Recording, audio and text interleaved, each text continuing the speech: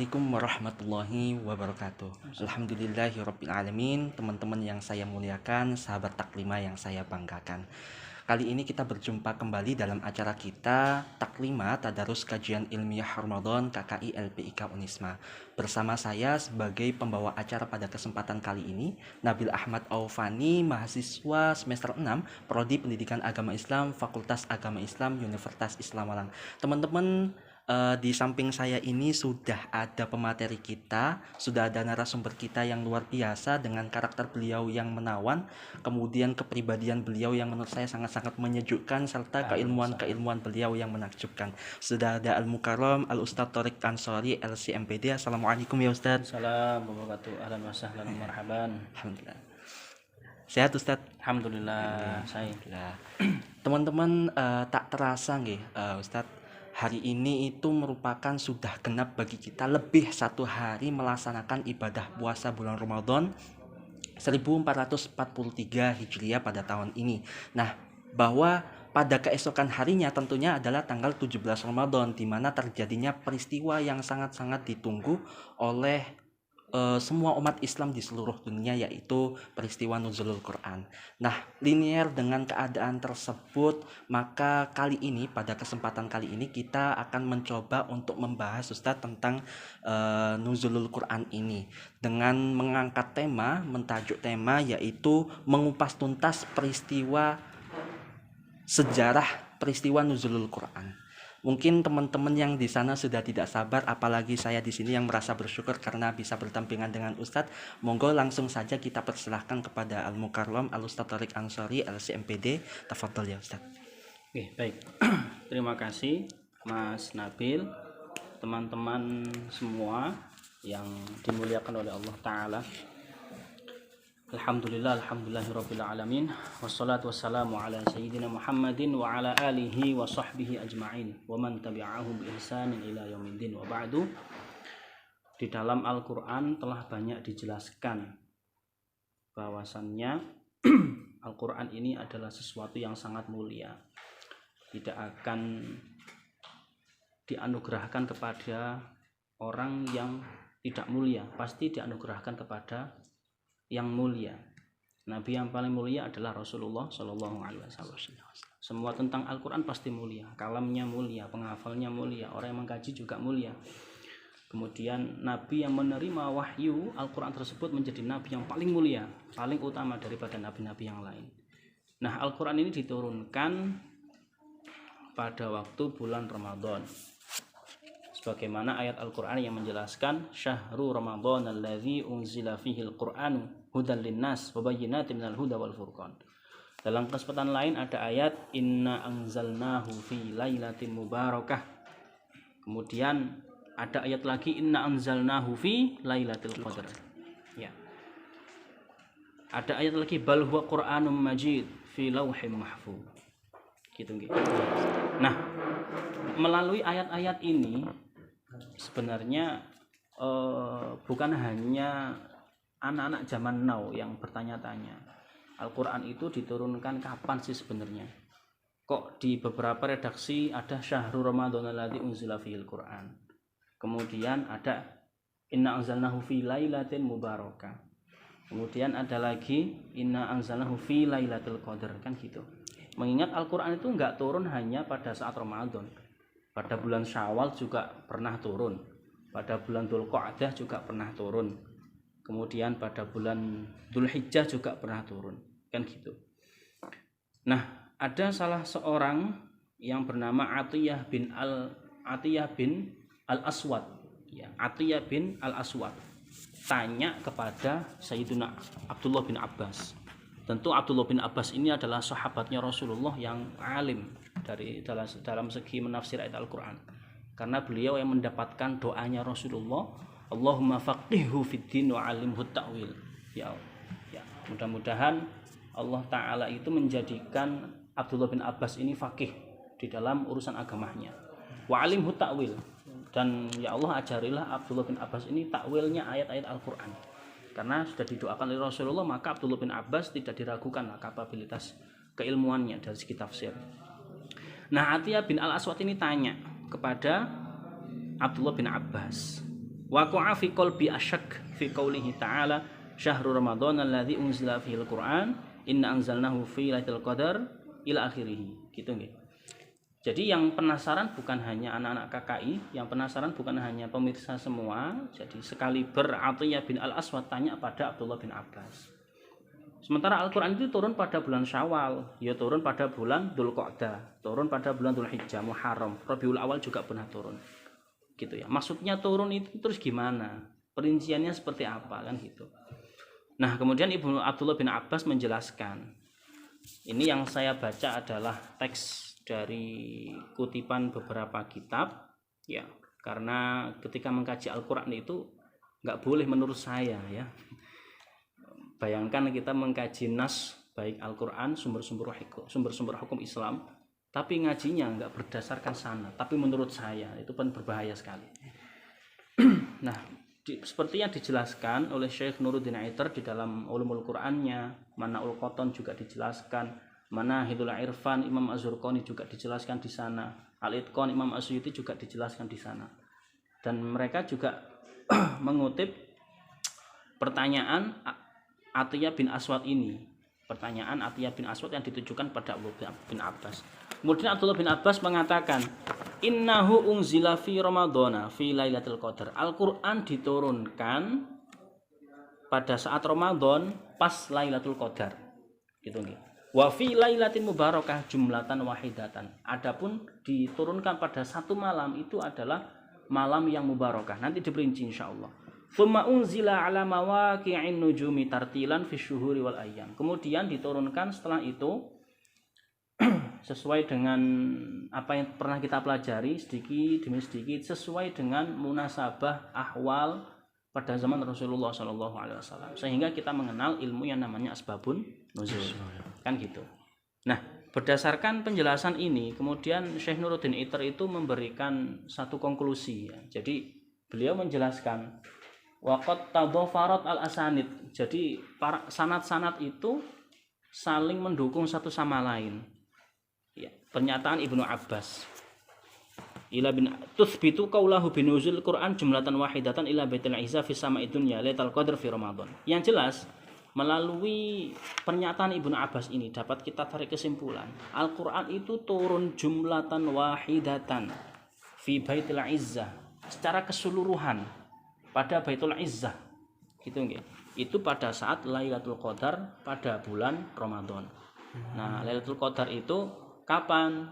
Kan gitu. Ada yang mengatakan 10 malam ganjil 10 hari akhir bulan Ramadan, ada yang mengatakan mungkin juga pada awal dan seterusnya. Ala kulli hal enggak ada yang bisa memastikan. Itu adalah sirnya adalah agar kita memaksimalkan ibadah bukan hanya di awal Ramadan tapi di seluruh bulan Ramadan kan gitu.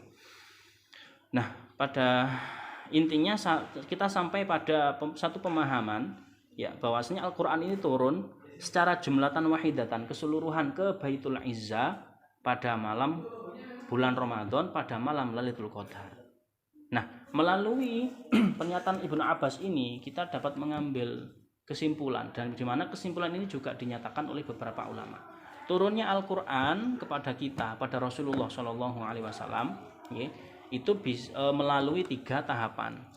Ya, melalui 3 tahapan. Tahapan yang pertama atau at-tanazzul al-awwal. Nuzuluhu ilal lauhil mahfuz, ya.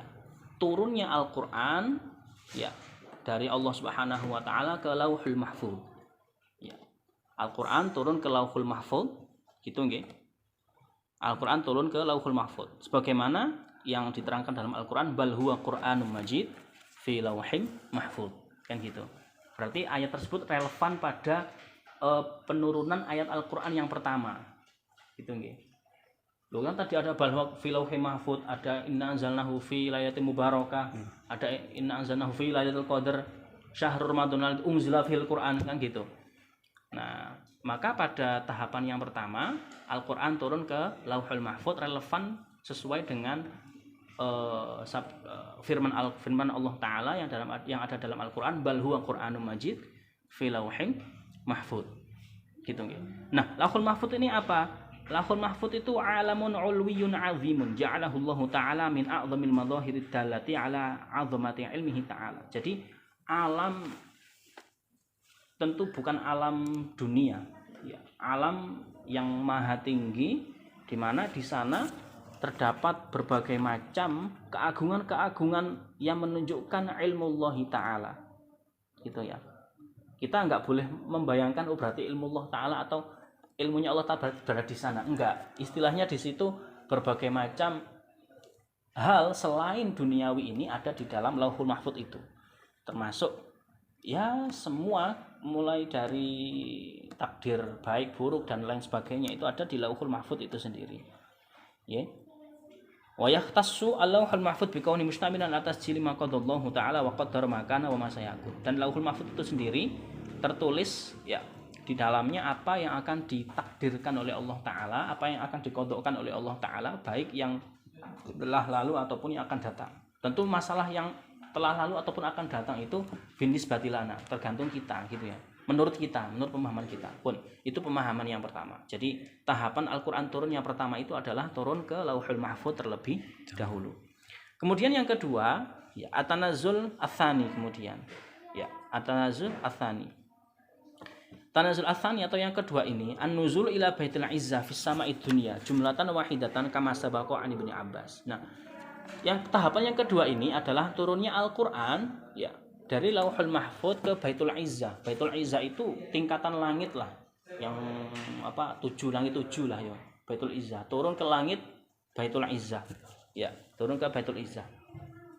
Oke. Baru kalau sudah melalui tahapan yang kedua ini, ya turunnya itu jumlatan wahidatan secara keseluruhan pula. Jadi dari Allah Ta'ala kemudian ke Lauhul Mahfuz, kemudian menuju ke Baitul Izzah. Nah, turunnya dari Lauhul Mahfuz ke Baitul Izzah inilah yang dinamakan Lailatul Qadar, atau turunnya pada saat malam Lailatul Qadar.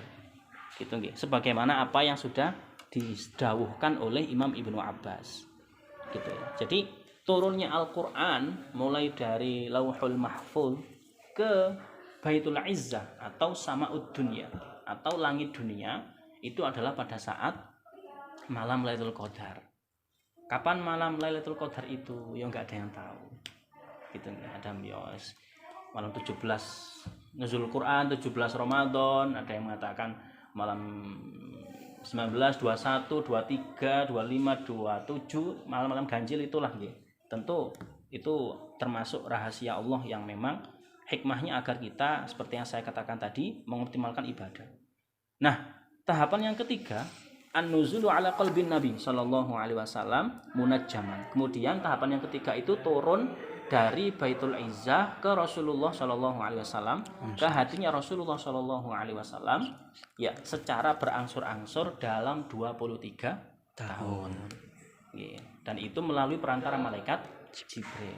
Itu tahapan turunnya Al-Qur'an. Itu nggih.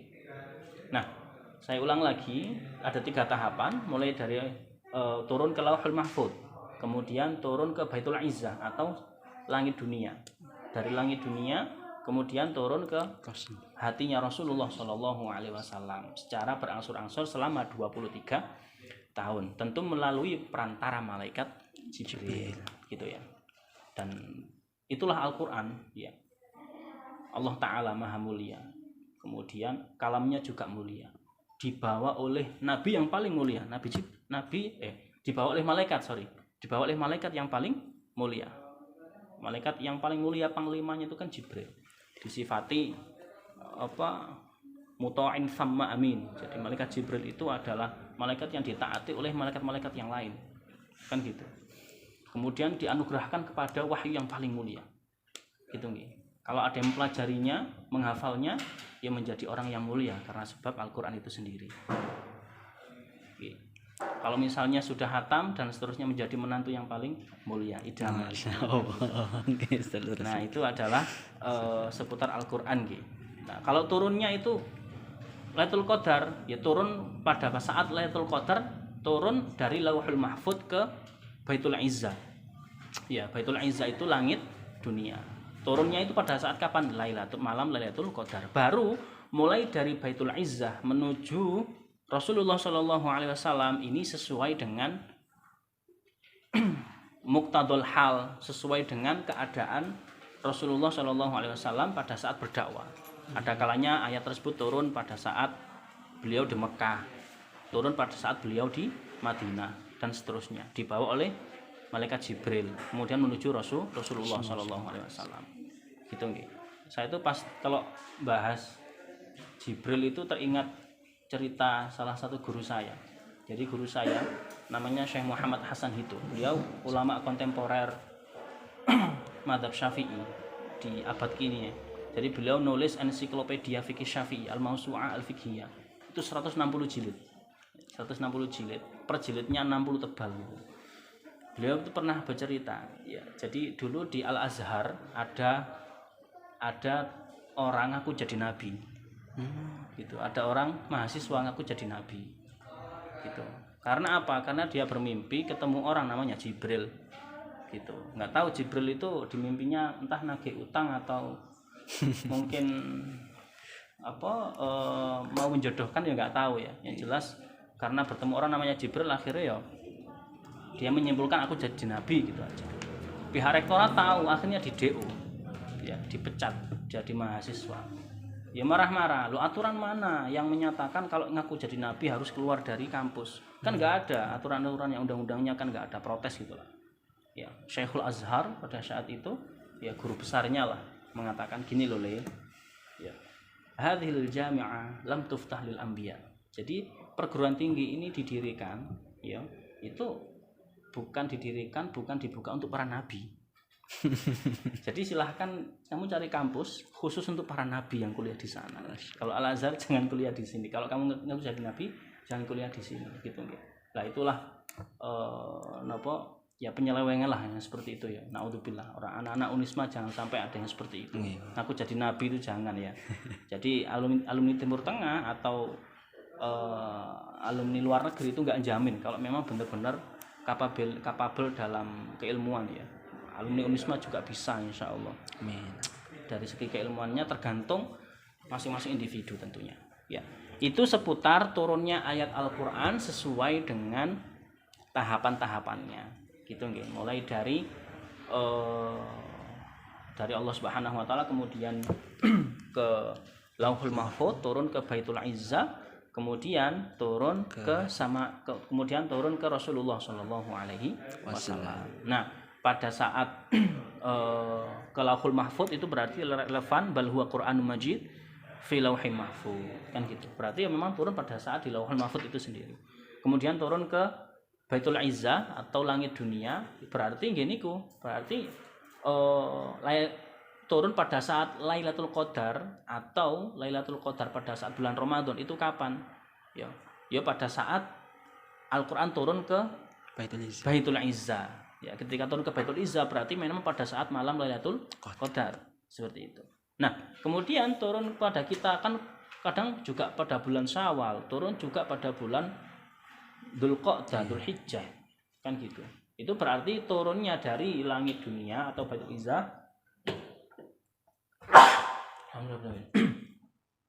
Turunnya Baitul Izzah turunnya dari langit dunia ke Rasulullah Shallallahu Alaihi Wasallam ya sesuai dengan keadaan-keadaan yang ada pada masa Rasulullah Shallallahu Alaihi Wasallam. Maka dari sini kita nggak usah bingung lagi. Ya, Ya, jadi terus turunnya kapan? Apakah Lailatul Qadar itu bisa disebut pada di luar Ramadan? Masa Syawal ada Lailatul Qadar? Nah kan gitu. Ya, tentu Lailatul Qadar yang dimaksud di dalam Lailatul Qadar turun Al-Qur'an di sana adalah Lailatul Qadar ya, yang mana di situ turun Al-Qur'an dari Lauhul Mahfuz ke Baitul Izzah. Seperti itu. Ya, itu penjelasan dari para ulama. Allahumma shalli wa sallim ala sayyidina Muhammad. Allahumma shalli wa sallim. Wa yara katsirun minal ulama tafsir ayatin nuzul Qur'an fi Lailatul Qadar wa syahr Ramadan ala ghairi ma dzakarna wa annal murad idzatan inzalahu fi syahr Ramadan. Ada juga yang ini versi-versian ya. Ada versi yang menyatakan turunnya itu tidak langsung tapi ada permulaannya berangsur-angsur mulai dari Allah Ta'ala ke Lauhul Mahfud atau Lauhul Mahfud ke Baitul Izzah, kan gitu. Nah mulainya itu baru mulainya turun itu baru disebut dengan nuzulul Quran, kan seperti itu. Nah itu tentu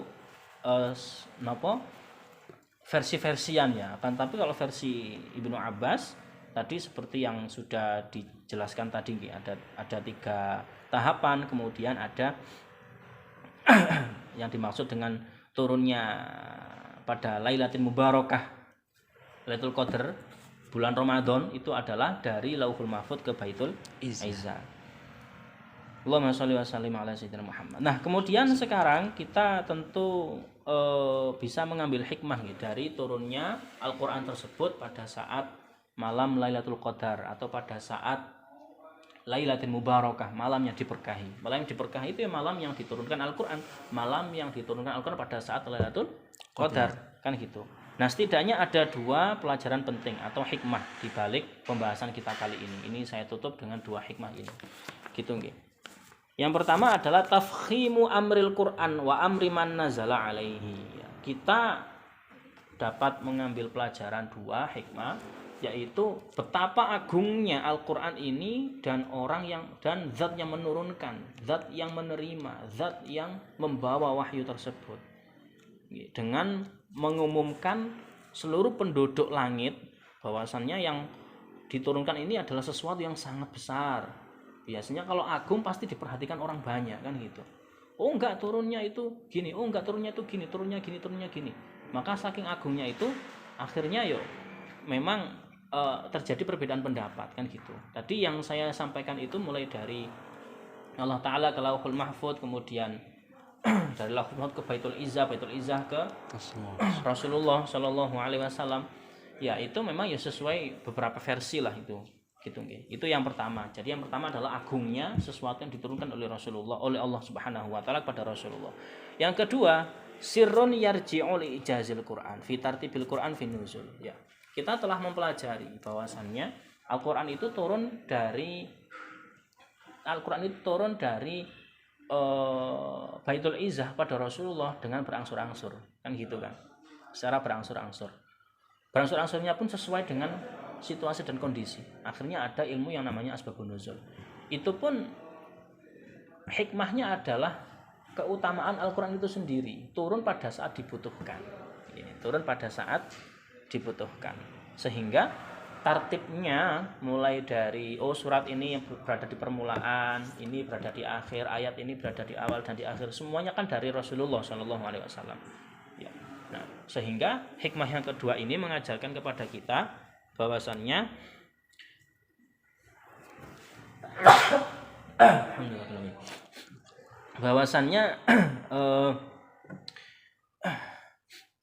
ada rahasia tertentu yang dititipkan oleh Allah Ta'ala kepada Rasulullah Shallallahu Alaihi Wasallam berupa ijazul Quran. Ijaznya berupa tertibnya turunnya ayat Al-Quran itu sendiri. Oke, itu 2 yang bisa kita sampaikan, kurang lebihnya mohon maaf, mudah-mudahan bermanfaat. Billahi taufiq wal hidayah wa ridhal inayah. Wassalamualaikum warahmatullahi wabarakatuh. Waalaikumsalam warahmatullahi wabarakatuh. Alhamdulillah teman-teman, Masya Allah, sungguh penyampaian apa yang sudah disampaikan oleh Ustadz ini sangat-sangat memberikan kita pengetahuan yang kadangkala tidak kita dapatkan di tempat lain. Ustadz ini sudah ada beberapa pertanyaan yang masuk. Yang pertama ada dari Ahmad Maulana Afin. Ustadz, bagaimana cara yang paling elegan bagi kita dalam menyambut peristiwa nuzulul Quran ini? Namun sebelum itu Ustadz, sebelum dijawab, kita mohon izin kepada pemirsa untuk iklan dulu. Kita kembali setelah jeda pariwara berikut ini, tetap di Taklima.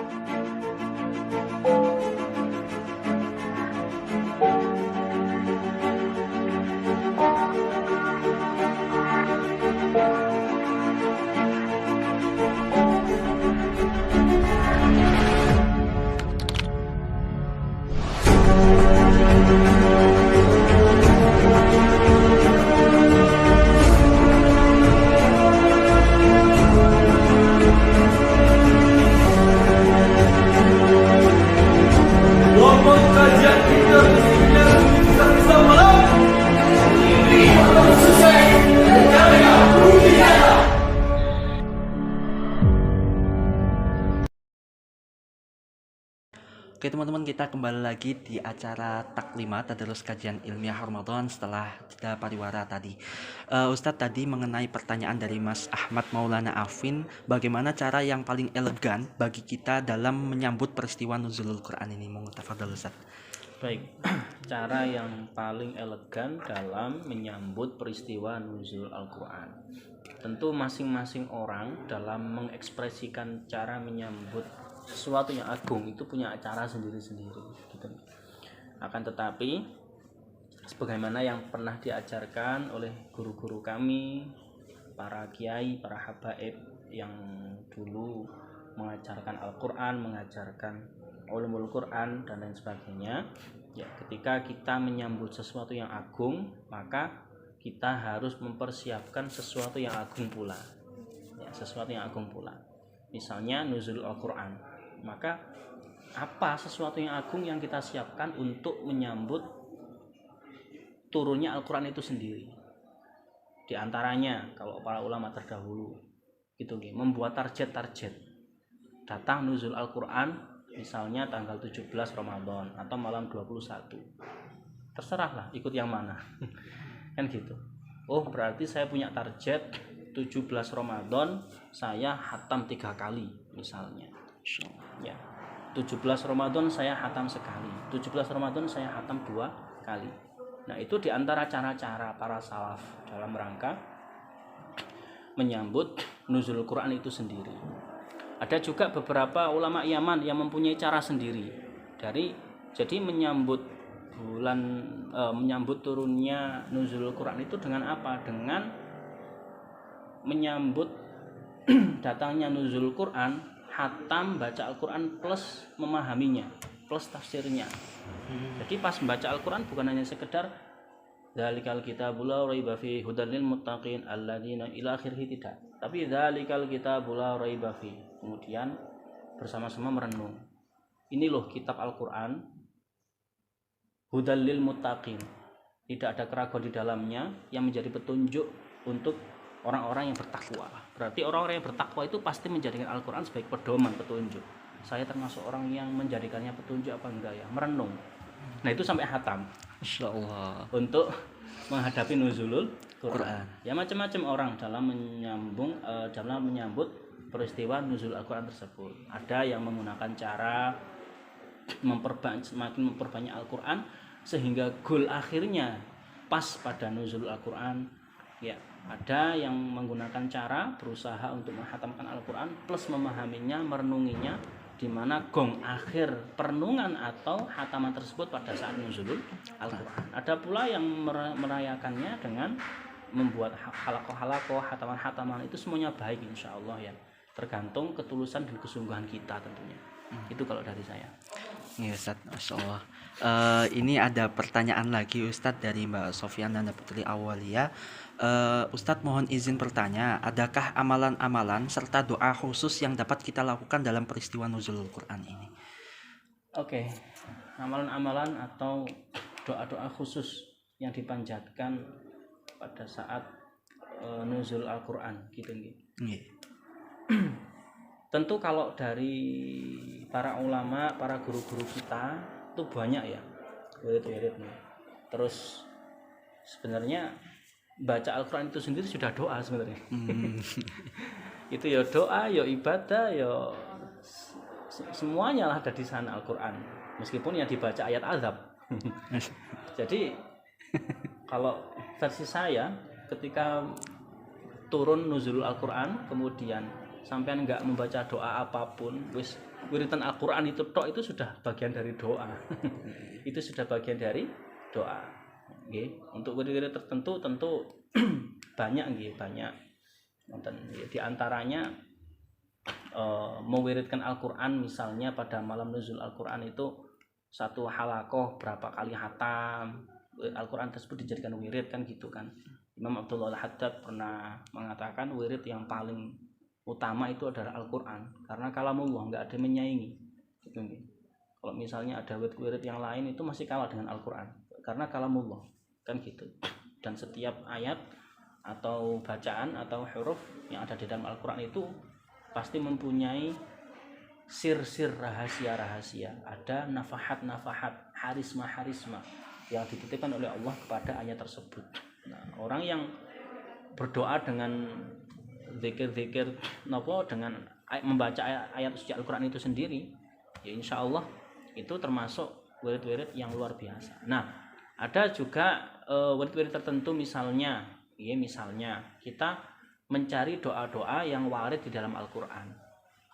Rabbana la tu'akhidna in nasina aw akhtana, misalnya itu kan doa. Kan ada Al-Qur'an itu yang sebutnya doa. Ya wiritan pakai doa versi Al-Qur'an itu saja. Ada juga yang mempunyai pendapat seperti itu, dan para guru-guru kami juga cenderung ke sana gitu ya. Doa-doa khususnya apa? Doa-doa atau wirid-wiridnya apa pada saat nuzul Al-Qur'an? Ya kita berdoa dengan doa-doa yang ada di dalam Al-Qur'an itu sendiri. Gitu ya. Jadi wiritan atau doanya dengan doa Al-Qur'an. Kan gitu, sesuai dengan konteks Al-Qur'an itu sendiri gitu nih. Atau pakai doa-doa yang pada umumnya Allahumma ja'alna minal Qur'an ila akhirih, kayak gitu-gitu nggak masalah gitu nih. Dan doa Al-Qur'an itu banyak ya, kalau sesuai konteks kondisi permasalahan ya, misalnya yang lagi jomblo kemudian pengen dapat pasangan, Rabbi la tadharni fardan wa anta khairul warithin, kan itu juga bisa. Atau Robbi ini anzalta lima Robbi ini lima anzalta ilayya min khairin fakir, itu dibaca kayak gitu-gitu. Tergantung lah. Siapa tahu memanjatkan doa dengan sehot Al-Qur'an yang dibaca, dan itu ayat tersebut memang sedang menunjukkan permohonan pasangan dikabulkan pada saat nuzul Qur'annya. Itu kan so sweet sekali. Sepertinya dari apa yang jenengan sampaikan langsung dipraktikkan sama teman-teman. Iya. Langsung itikaf semuanya nanti ya. Nggak apa-apa asal jangan itikaf di Matos. Oke. Itu teman-teman. Jadi ini nggih Ustadz nggih, apa kita nggak perlu neko-neko, karena sebenarnya amalan-amalan serta doa terbaik itu adalah Al-Qur'an itu sendiri. Iya, doa terbaik itu adalah Al-Qur'an. Dan memang guru-guru kami malah menyatakan ilzamu da'awat Qur'aniyah wa nabawiyah gitu ya. Jadi kita harus berdoa dengan menggunakan ayat-ayat Al-Qur'an dan doa-doa para nabi terdahulu yang berdasarkan hadis-hadis Rasulullah. Fa innahuma a'rafu biturukil ijabah, karena kedua doa tersebut yang dihasilkan dari Al-Qur'an dan Sunnah itu lebih tahu arah bagaimana caranya agar diijabahi doa itu sendiri gitu nggih. Kalau doa sudah berdasarkan Al-Qur'an, berdasarkan hadis, ya wis insyaallah ma laisa bainaka wa bainal ijabah illa qalil ya. Pasti ada pasti dijabahi kalau memang doanya dari Al-Qur'an dan dari hadisnya Rasulullah sallallahu alaihi wasallam. Insyaallah. Ustadz, mengenai dari apa yang sudah jenengan sampaikan tadi itu dari mulai awal hingga akhir, saya gertak satu hal Ustadz tentang nuzulul Qur'an ala sab'ati ahrufin itu Ustadz. Itu sebenarnya seperti apa Ustadz dari kalau menurut jenengan? Ya baik, lagi-lagi saya tidak bisa itu nggih. Menurut saya ya. Allahumma sholli wa sallim ala sayyidina Muhammad. Ada satu ulama yang bernama Abu Ubaid Qasim bin Salam, di mana pendapatnya beliau ini juga dipilih oleh Imam Ibnu Atiyah. Rasulullah kan bersabda, Al-Qur'an diturunkan ala sab'ati ahruf ya, 7 huruf. Maksudnya itu apa? Maksudnya sab'atu ahruf itu adalah sab'atu lughat atau 7 bahasa. Ya, 7 lughah. Nonton, 7 lughah, 7 bahasa mutafarriqah yang terpisah-pisah. Tentu bahasanya bahasa Arab kan gitu. Tapi Arab itu kan punya qabilah-qabilah yang banyak. Okay. Ada qabilah Hudzail, ada Hawazin, kemudian qabilah-qabilah yang lain juga. Nah, Al-Qur'an ini diturunkan sesuai dengan bahasa qabilah-qabilah tersebut, dan semuanya juga bahasa Al-Qur'an. Nonton lho nggih, semuanya juga bahasa Al-Qur'an. Dan karena Al-Qur'an diturunkan dengan bahasa Arab, ya sudah, berarti kita juga mengimani bahwasanya bahasa Arab itu adalah bahasa yang suci, bahasa yang digunakan oleh Al-Qur'an untuk berdialog dengan kita kan gitu. Bahasa yang digunakan, yang dipilih oleh Allah Subhanahu wa taala untuk memperkenalkan syariat-syariatnya gitu. Maka semua tentang bahasa Arab dan Arab itu sendiri mulia lah, karena Rasulullah juga bersabda dalam satu hadis, faman ahabbal Arab fabihubbi uhibbuhum, barang siapa yang cinta Arab maka sebab dia cinta aku cinta dia. Karena Rasulullah itu dari Arab dan Al-Quran juga berbahasa Arab. Makanya sampai kalau geding dengan Arab, misalnya oknum-oknum tertentu orang Arab itu jangan geding Arabnya tapi geding oknumnya gitu. Jangan nopo sampai salah menyalahgunakan geding atau benci tersebut. Wallahu a'lam bishawab. Insyaallah teman-teman sudah tidak terasa nggih, kita sudah hampir di penghujung acara. Jadi ada beberapa hal yang perlu kita ketahui dari apa yang sudah disampaikan oleh Al-Mukarram Ustadz Thariq Ansari tadi itu, bahwa Al-Quran ini diturunkan melalui 3 tahapan teman-teman sahabat taklimah. Jadi yang pertama adalah turunnya melalui kepada Lauhul Mahfud, di Lauhul Mahfud. Setelah itu baru ke Baitul Izzah, yang dimana di Baitul Izzah ini yang kita kenal dengan Lailatul Qadar. Kemudian baru ke Rasulullah SAW, kemudian berangsur ke sahabat, itu selama 23 tahun ya Ustaz. Nah, teman-teman juga perlu kita ketahui tentang tema yang sudah kita angkat pada hari ini. Dari apa yang sudah disampaikan oleh Ustadz Thariq Ansari tadi, ada beberapa hikmah yang bisa kita ambil. Yang pertama adalah keagungan Al-Quran itu sendiri, bahwa Al-Quran itu saking agungnya itu sampai diumumkan pada seluruh penduduk langit. Nah, begitu agungnya.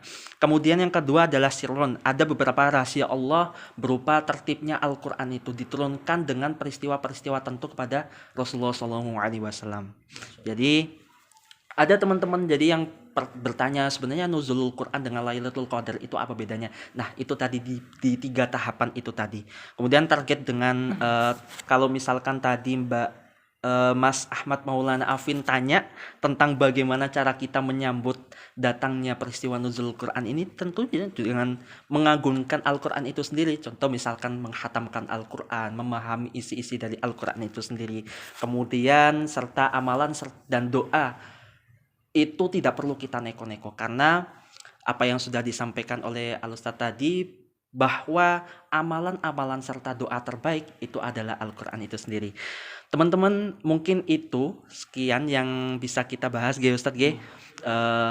Duduk terdiam menatap kursi, Bapak bersila menganyam pandan. Cukup sekian taklimah kali ini, sampai jumpa di lusa depan. Saya sebagai pembawa acara Nabil Ahmad Aufani pada kesempatan kali ini mohon undur diri, kurang lebihnya mohon maaf. Summa tauqidu wal afu minkum. Wassalamualaikum warahmatullahi wabarakatuh. Waalaikumsalam. Terima kasih Ustadz.